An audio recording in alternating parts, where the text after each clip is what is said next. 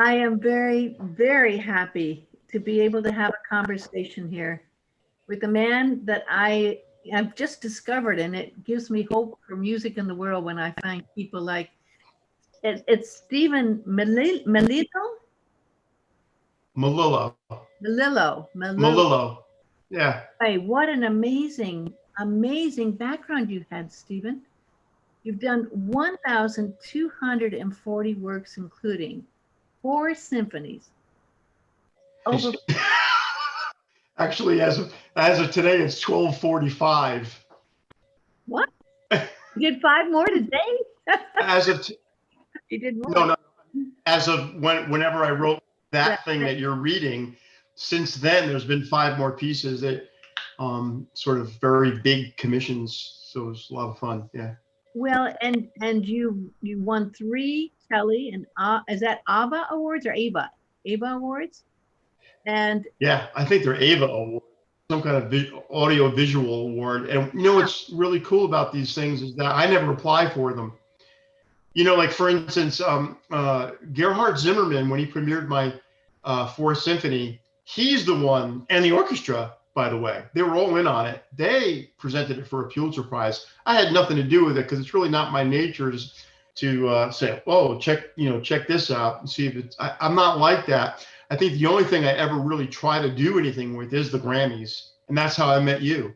But even that, it's like I don't really expect anything. I just sort of throw it out there.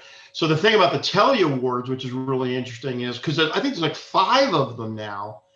One work got 3 awards, and that's a gigantic work that we can do an entire, not just an interview, but we can do an entire year course at a university in that piece. So we don't want to get too involved in that, but that was got 3 awards in the there it is in back of me, by the way.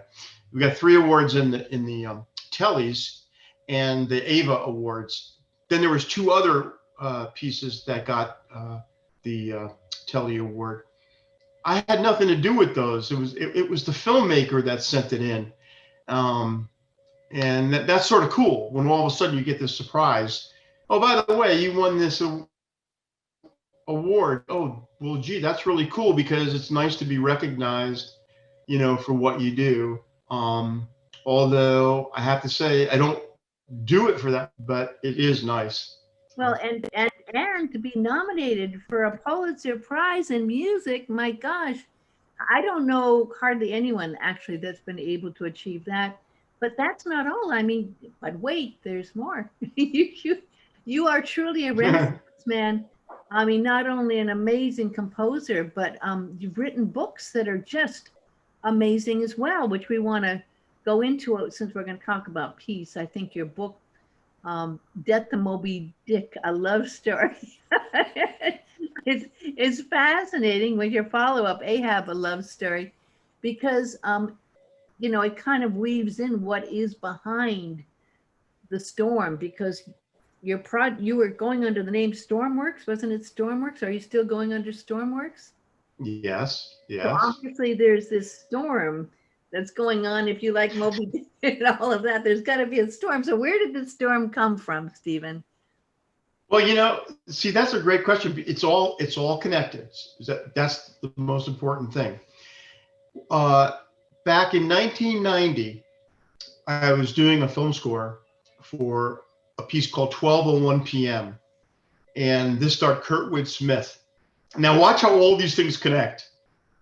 It starred Kurtwood Smith. I went out to Los Angeles and I went to a studio, Evergreen Studio, with John Richards conducting. And I even remember our harpist, Gail Levant, who was playing harp.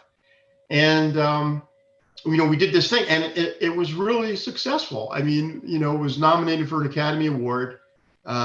They put in Variety magazine, they put the music first. Wow. So I thought that was really, really good to have that kind of acknowledgement. At the exact same time that was going on, I wrote a 2-hour musical called Son of the Storm. Now, it's very difficult to compress it, but it's basically the Frankenstein story, right? Except that there's a little bit of a twist. And the twist is that the creature that is summoned by Victor is not just a creature, he's actually the Messiah. And this whole piece is about the son of the storm, right? The son of man, the son of God, the son of the storm. So the storm at that point in my life became a metaphor for life itself. So I was writing many, many pieces like after the storm, right? Which had to do with the afterlife. Before the storm, which actually had to do with a baby before they're born. So there's all this whole idea of the storm, but it's a very simple metaphor. And that is that whenever you see a storm, what happens? It's darkness, right? If you compare it to life, it's darkness, it's pain, it's struggle, it's hurt. And I try to be very realistic with those things. I try to portray an honest portrayal of hurt and angst and pain, all the different kinds of pains that people suffer. But at the end of every storm, there's light. There's a victory of light. And that's in the STORMWORKS. So what happened was when I wrote Son of the Storm, that piece actually ends in a resurrection. Wow. And not just a resurrection, but a second resurrection, if you follow the metaphor. Then from there, I decided to just write things that I called STORMWORKS. In other words, works that came from this idea of Son of the Storm, works that had to do with life, with pain, and then light at the end of that. So the whole thing is a message of hope. It's not any more complicated than that. Well, I love that it's not more complicated than that, but that encompasses, a storm encompasses a lot, especially when you bring in the Messiah, the dark and the light. And you also have studied martial arts, which it seems to me maybe that was part of your way to ride out the storm. There's a lot that goes with martial arts. When did you, and you have this element of love of the Japanese. I just was listening this morning to your haiku, is what's it called? Haiku for a man, or that beautiful piece you did. The haiku. Oh, there's a bunch of pieces that I call musical haikus. Yes. And in the commission that I just finished for MIT, so MIT played my first piece 40 years ago. So 40 years ago, there was one piece. They played that piece. 40 years later, I've just finished the 1245th piece for them. Wow. And in there are these things that I call musical haikus. And what a musical haiku is it's like a moment of internal reflection. It's like, so I'll write something like a symphony, which is a huge expression and a gigantic thing, or I'll write a piece for a big chorus, like a 300-piece chorus and 145 winds and percussion instruments. But then I have to write a musical haiku, which is like to come all the way back to the center and write this very prelude. It would be in music, except it's very simple. So that's what a musical haiku is. So I started to tell you before, see, it's so easy to get sidetracked that when I went out to Los Angeles and did that recording, and Kurtwood Smith was the actor, right? I asked Kurtwood he would fulfill a dream of mine and let me write a piece called Ahab. And in the piece Ahab, what I would do is I would take all of the character Ahab's lines from Moby Dick, and I would set them to music. Now, what's really, really fascinating about this it's a 26-minute piece. What's really fascinating about this whole thing is that if you take out Ahab's lines, right, you get the entire story. It's really sort of interesting. You don't have to have any third-person accounts. You don't have to have, my name is Ishmael. You don't have to have that. You simply have Ahab saying the things that he's talking about and reflecting on his life. So I went back to Los Angeles and Kurtwood Smith played Ahab. And if ever you were going to understand how powerful a great actor is, oh my, I was in the room with him. It was just me and him. There was no music yet, nothing. And I said, Kurtwood, all you have to do is say these lines the way you think they should be said. I will conduct the orchestra later around you. I was in that room crying. Wow. There's no voice yet, nothing, no music. I mean, excuse me, no music yet.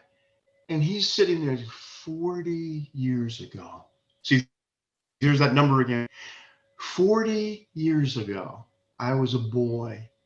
And he goes into this whole thing. And when he did that, I was like, oh my God, you, Kurtwood, are an instrument. You are a Stradivarius. Your own body and your acting and the way you say the words. I went to Leipzig, Germany, exactly 10 years after the wall came down, the Berlin Wall. And with an ex-East band, I recorded the music to Ahab. We had to hire the saxophones separately because the saxophones were eliminated from instrumental music by Adolf Hitler. They had maintained this tradition. The ensemble that I had to do this music maintained the tradition of leaving saxophones out. So I had to hire saxophone players separately. One of the saxophone players was a girl, and I asked her, what should we name this album? And she said, Venda. And I said, what does that mean? And she said, this is so amazing. She said, before communism, no, how did she say it? She goes, when the wall was up and I crossed the street, I would think, how does a good communist cross the street? If I go up in an elevator, I would think to myself, how does a good communist go up in an elevator? Then when the wall came down, get ready for this line. I had to think about what I would think of. That's what she said. Wow. I had to think about what I would think about. So she named that CD on which appears Ahab. Now, this was this is like 20 years ago, well, more than 20. This is like 22 years ago. So now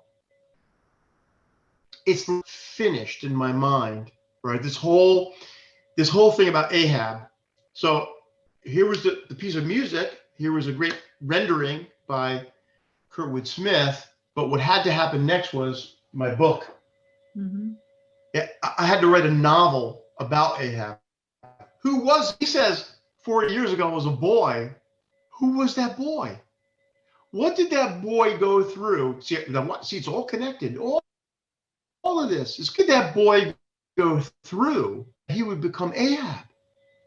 What does any person go through that they become what they become? Right? Or bad, dark or light. What do they go through? We don't start that way. We don't start dark, right? So the story, this is actually the prequel to Moby Dick. If you read that book, it would take you from the American right up to Captain Ahab on the deck of the Pequod when he appears on the Pequod. That's the overlap. Now, Death to Moby Dick, a love story, is to Moby Dick. So in other words, Ahab, a love story, takes you to Moby Dick by Melville. Here we have Melville. Then Death to Moby Dick is what happens afterwards. And, of course, I'm not, but to me, these are unbelievable stories. They are all historically accurate. Every single thing that happens astrologically, that happens in geography, that happens, country to country, ship names, everything is real. The entire story is real. And it goes all from the American Revolution to the beginning of World War I. All of that history is in those books. So that's, of course, how I look at the music. So if a person wanted to understand the music, they have another way to look at the music, and that is look at the novels, because the novels are compositions. They are just like musical compositions. I'm just composing with words. Yes. So Yeah. how are you related to Ahab? There's obviously some deep connection here.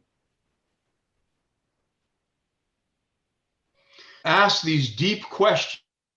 Good question. Ahab is a person who, if I went on the street and I grabbed 10 people and I said, tell me Ahab, they would basically tell you negative things about that person. Well, he's the guy that chased the whales. He didn't know where to draw the line. He sacrificed his ship. He did this, he did that. But I don't see Ahab. I see Ahab as a boy who was pulled into great pain. And then he becomes, now get ready because this is a twist, he becomes a hero because even though he's dark, he's got a dark side to him, he is ultimately doing something good.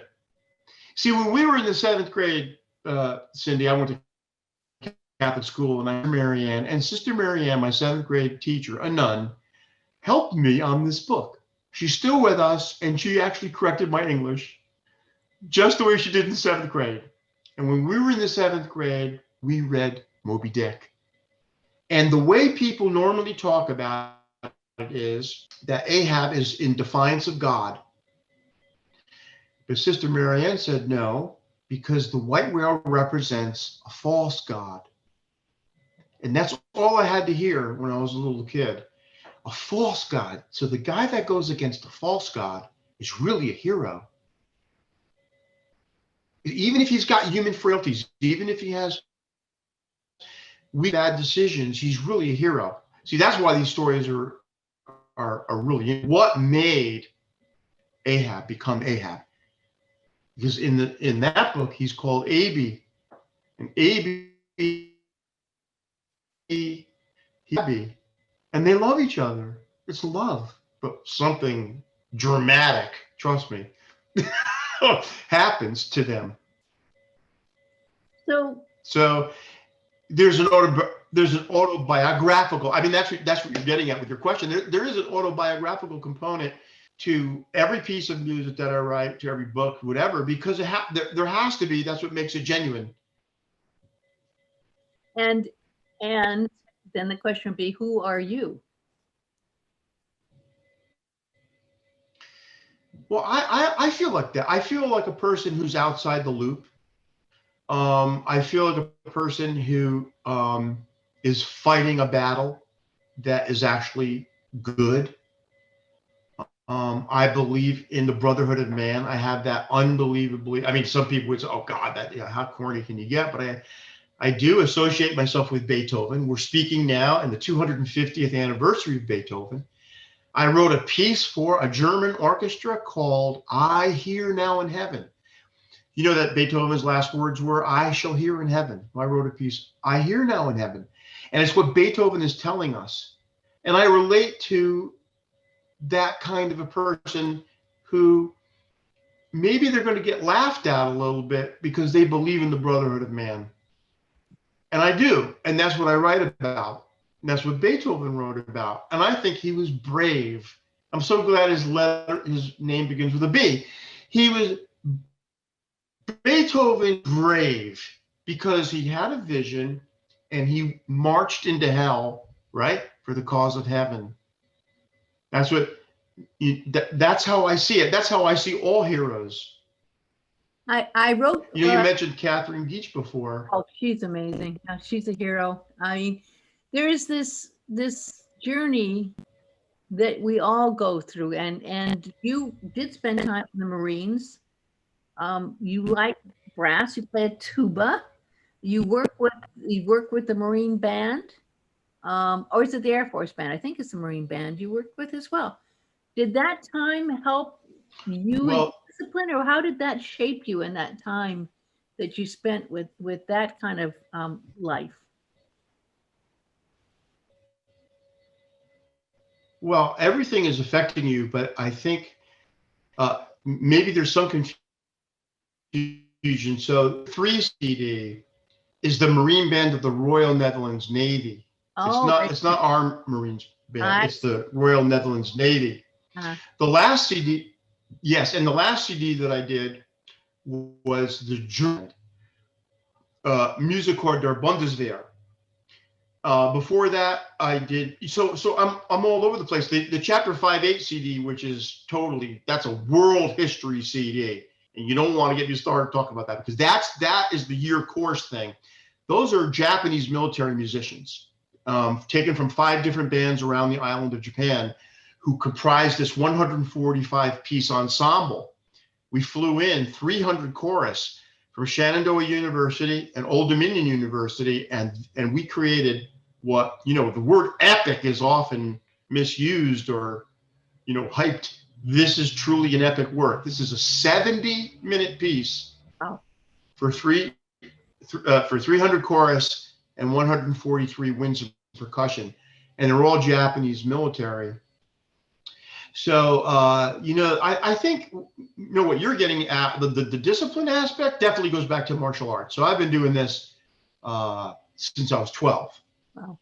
The Chinese martial art. And then I studied many other things, by the way, along the way, just to understand different philosophies. So I did study judo. I did study aikido. I studied ketsugo-ke. I studied goju-ryu. I studied a bunch of different things, taekwondo, Korean, to get a broader view.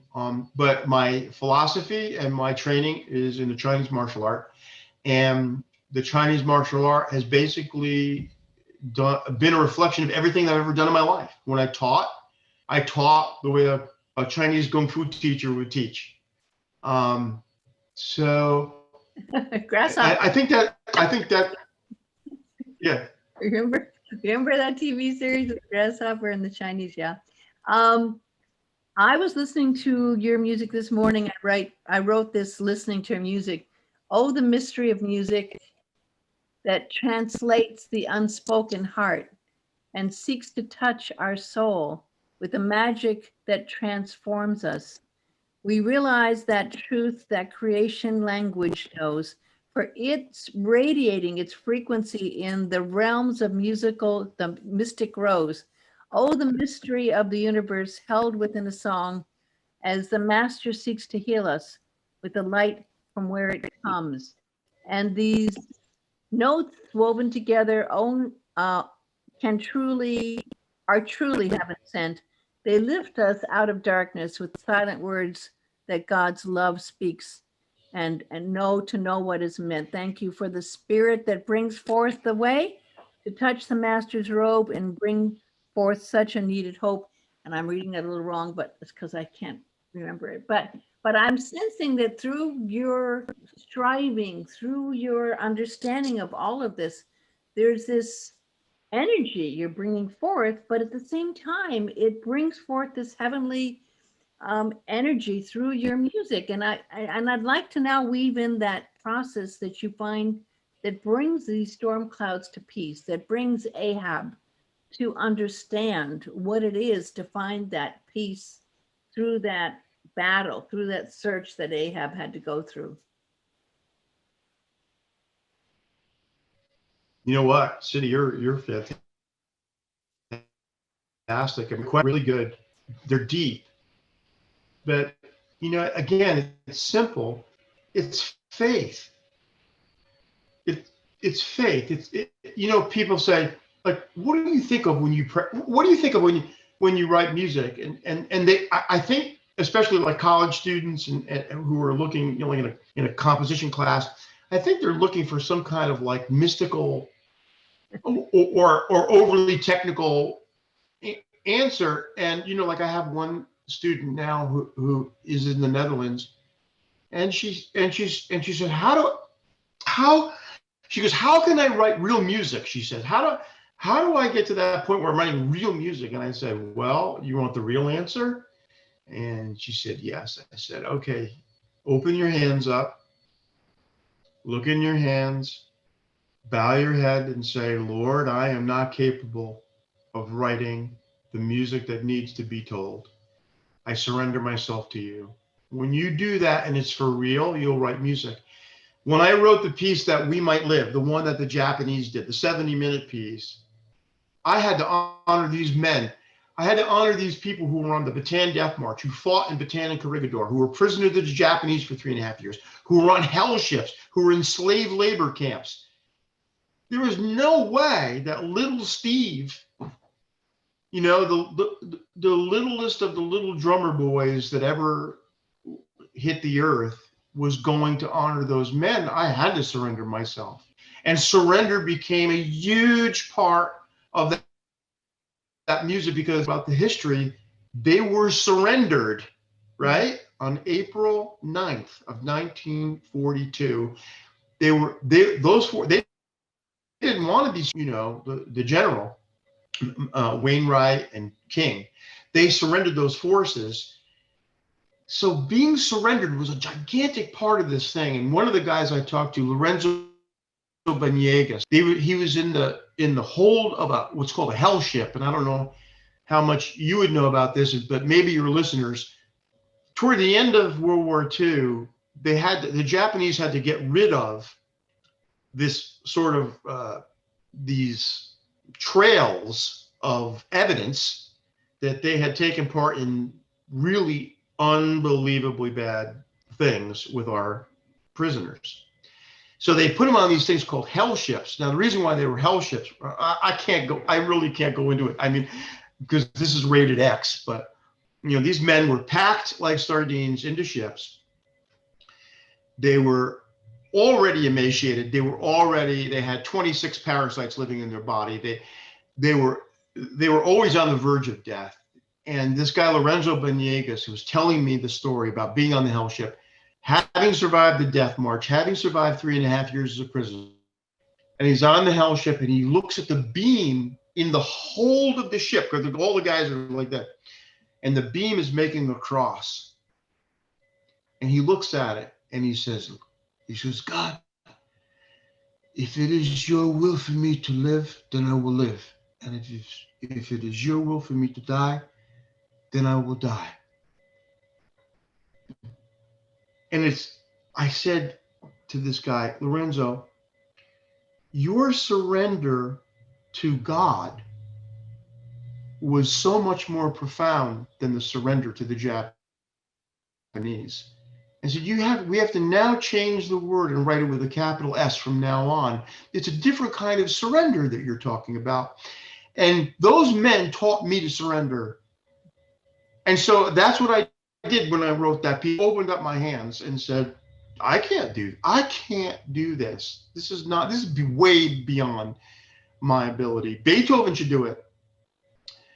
Not little Steve, the littlest drummer boy, but I gave myself over and I let God write it. So people say, you know, how do you write music? I say, well, you know, music's how I pray. So a piece of music is a prayer. That's a prayer. What do you feel after a completion? Are you conducting these pieces when they're performed in concert? There's 41 CDs, if you can picture all that, on my website there. You know, there's 41 recordings, and maybe I'm conducting all of them, maybe except 2 or 3. And so what is that feeling of expression? So yeah, after this, the surrender, you're talking about surrender, and I know when you are in the middle of that amazing power that can come with an orchestra, and it's hard to compare with anything else we're doing technologically now, but when there's really live music, all joined as one, and I'm sad to see that not able to be happening now, but there is this energy that comes as everyone's playing their instruments, and yet you still are an instrument for God's energy to work through you. Absolutely. So how do you feel when it's done, that piece of work is done? I feel like a servant. I feel like when I'm in the role of a conductor, when I'm in the role of a composer, I'm in the role of servant. I'm serving something beyond myself. When I'm in the role of the servant, because I'm serving the music, which needs its service to be delivered. I'm serving the musicians. What is it that they need to see, to feel, to be free enough to respond to all of these, this huge array of emotion? I mean, that 70-minute piece that we might live, the emotional journey is, I mean, it's unbelievable. And think about what you're going through. You're recreating the history of World War II.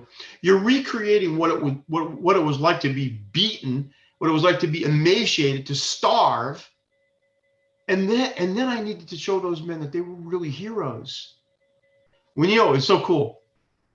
When I talked to those men, and I talked to a lot of them, they'd had their cane and they'd be hunched over and they'd say things like this. I'm going to cry. I'm not going to cry. They would say things like this. Steve, we're not heroes because we never had to storm a beach. We never had to go into a jungle. We never had to do that. We were surrendered. And every April 9th in New Mexico, they would raise a white flag on April 9th, which is the day of the formal surrender. And I saw them do this, and I said, how unbelievable this is that their souls and their minds and their memory is so hurt that they have to raise a white flag every April 9th. So you know what I did in this piece? For 55 minutes, Cindy, I take them through things that they suffered. Just the way a psychologist would go back in time and say, okay, we're going to relive your childhood now, man. And here we go. And here's the beginning of World War II. And here's Pearl Harbor. And here's this and here's that. And here's the Death March. And here's 3.5 years. And then, because there's a theatrical element to this piece, I actually have a moment around the 55th minute where the white flag is lowered and a 46-star American flag is raised. And that piece lets those men know that they were heroes. Wow. If you look right over my shoulder, right over my head over there, you see that it's probably blurry in the camera. That's Jack Aldridge.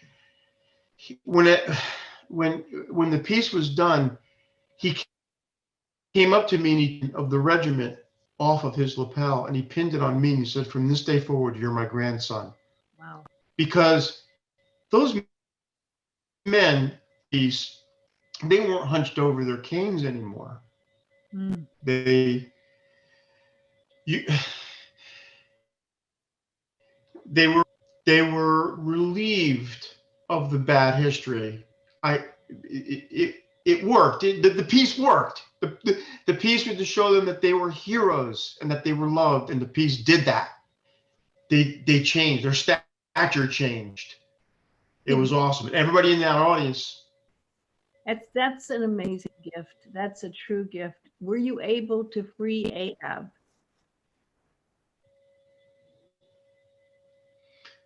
Oh, yes. I think anybody who reads or anybody who thinks they know Ahab, right? If they read Ahab, a Love Story, and then the new book, right? This is just the artwork from the new book. Death to Moby Dick, a love story. And that little guy up there is Isaac. And Isaac, remember now, Abi is short for Abraham, right? And Isaac was the son of Abraham, right? There's a nice biblical connection in this story. And yeah, people who read those stories will see that Ahab was really cool, and his son is probably even cooler. Well, you have taken on so much in your life and done so much, and you're still young. And I mean, there's times that must have been amazing for you to then go through what we've gone through in this last 7 months of COVID, or 8 months now, or 9 months. Obviously, you're not doing any conducting of symphonies right now.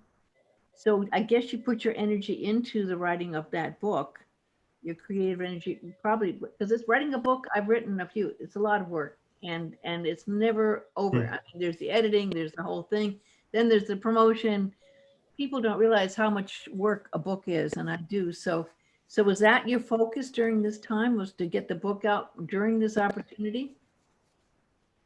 Actually, what happened was I had finished the book um, in the summer, and I actually wrote, I think, a total of 7 pieces during the COVID thing, and 4 of them were commissions, and big ones. Like the last piece was 17 minutes, and that was the one that I wrote for MIT.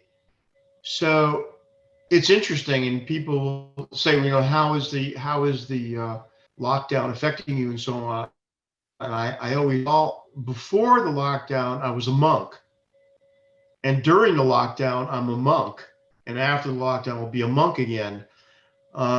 Because basically, I mean, this is like, this is the room, right?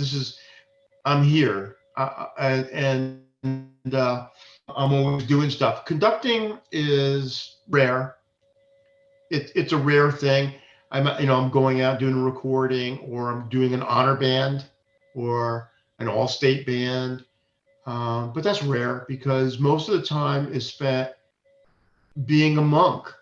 And people say, well, what do you do for a living? And I say, well, I'm 2 things. I'm a monk and a dad. Not necessarily in that order. Being a father is definitely the greatest gift of all gifts, is to be a dad. You have how many? And to have 2 boys? I have 2 sons, and my son Spencer was born 24 minutes before the first building was hit on September 11th. Wow. And you can imagine, well, for instance, the piece we're talking about that we might live is a 11 September copyright. And for people who are trying to understand like this underneath layered message, you'll see that a lot of my pieces have 11 September copyright dates, which are on purpose because I'm trying to suggest all the interconnectedness of all these different things. Mm-hmm. So the Japanese piece, I say Japanese, but the World War II piece that the Japanese military played is 11 September 2003. So Spencer was 2 years old when I wrote that piece. In 2005, we went to Japan and we recorded that piece in the 60th anniversary of the end of World War II.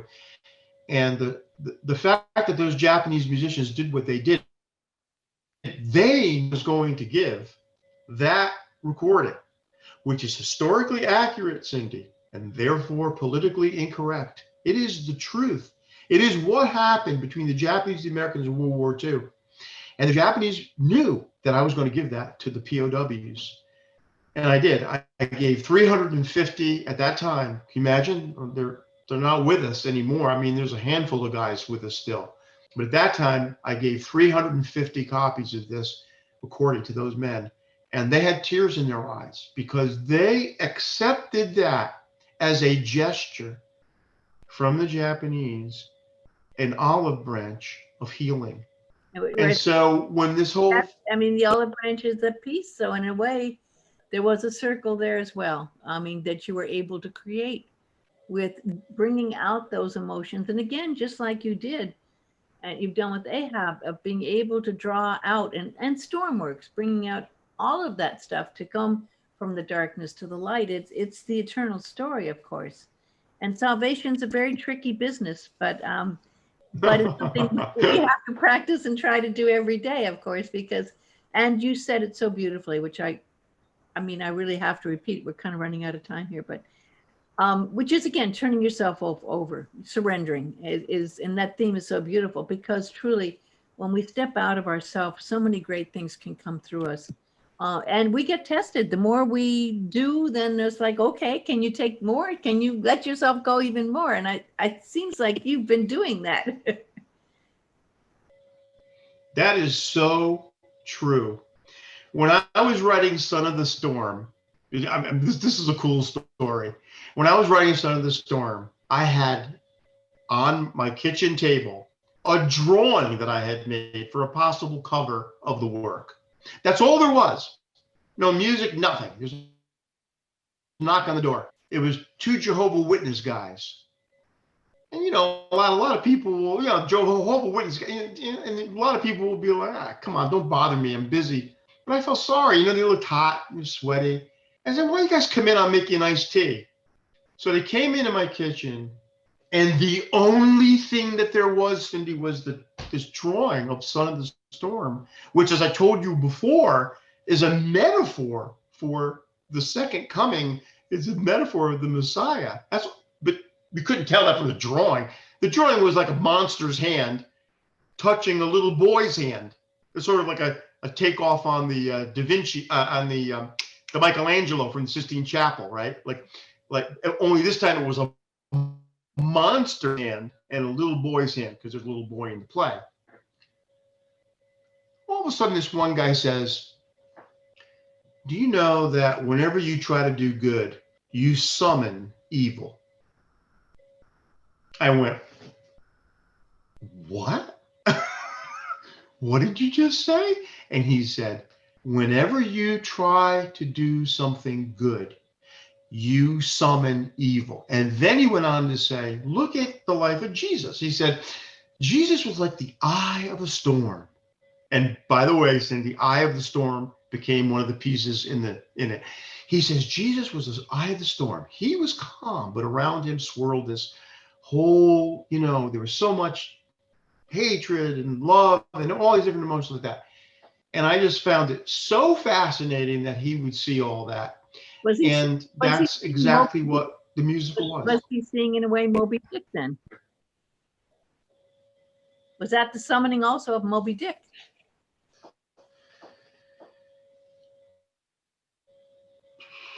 You're making me think about it in a different way than I've ever thought about it. And I think you're right. I think that's the thing that they all have in common, right? Is that we make judgments about what's good and what's not good, but always there's real good somewhere in back of all of this.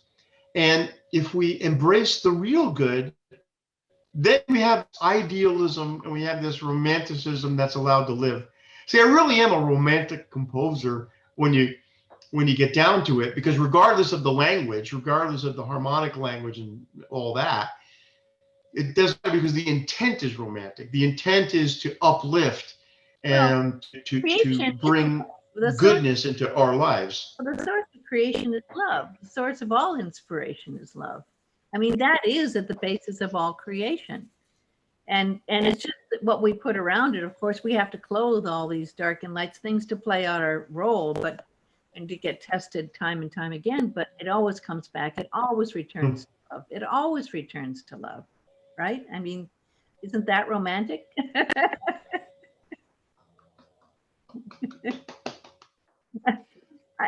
Awesome. We're gonna have to talk again. I can't believe we've been talking here for a long time, actually. I think my Zoom time's almost up. But I really, really bow to you and your work, and it's inspirational.